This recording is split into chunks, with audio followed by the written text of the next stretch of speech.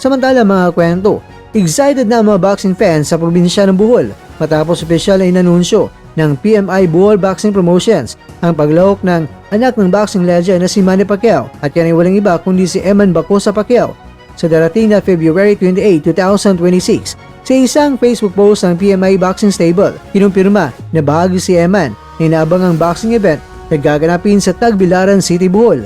Bagamat kumpirmado na ang petsa at lugar, wala pang inanunsyong opisyal na kalaban para sa batang Pacquiao. Gayunpaman, sinigurado ng kanyang kampo na puspusan ang ginagawa niyang preparasyon upang mapanatili ang kanyang magandang record sa lona.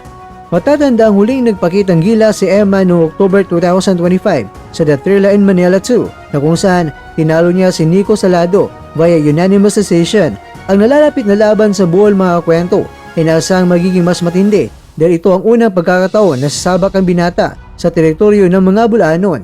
Bohol boxing fans, are you ready? It's official. Eman Bacosa Pacquiao is set to fight on February 28 in Tagbilaran City. Preparations are underway, ayon sa pahayag ng PMI.